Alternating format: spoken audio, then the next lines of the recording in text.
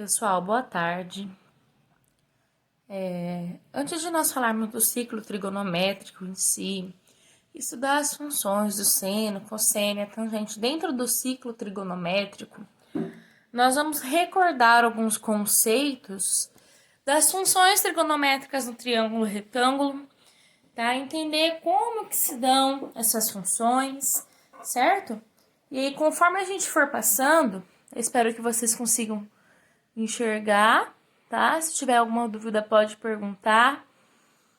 E aí eu vou passando para vocês. Os exemplos nós vamos resolver juntos, tá? Então, vamos começar. O triângulo retângulo, ele possui algumas características, tá? Ele possui características em relação aos ângulos e em relação aos lados. Se nós acompanharmos aqui, em relação aos ângulos, todo triângulo retângulo possui um ângulo reto, que é aquele ângulo de 90 graus, tá? É aquele que parece um cantinho de uma parede. Possui dois ângulos agudos, ou seja, as outras duas pontinhas. Por que ângulo agudo? Porque são ângulos menores que 90 graus, tá? Uma coisa que a gente não pode esquecer. A soma dos ângulos internos de qualquer triângulo sempre será 180 graus, certo? Essas são as primeiras características em relação aos ângulos. E depois a gente tem a análise em relação aos lados de um triângulo retângulo. Ele possui dois catetos, o cateto oposto e o cateto adjacente, tá? E a hipotenusa. O que é a hipotenusa? É o maior lado do triângulo, tá bom? Fiz o desenho aqui para vocês, tá? Então, eu tenho um exemplo de um triângulo retângulo. Aqui eu tenho o meu ângulo reto, tá? Forma um ângulo de 90 graus. Tem um ângulo agudo nessa ponta, menor que 90, e o outro também menor do que 90, tá? Então, dois ângulos agudos e um ângulo reto.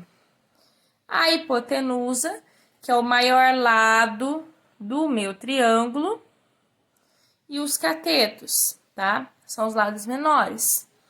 Lembrando que a gente nunca pode esquecer, a hipotenusa está sempre oposta ao ângulo reto, certo? Então, eu vou trazer para vocês agora algumas observações e umas reflexões para nós fazermos, tá?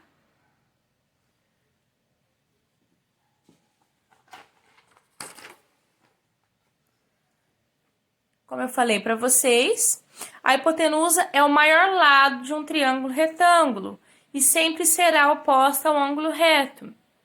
Em relação aos catetos, o cateto oposto e o cateto adjacente sempre serão fixos?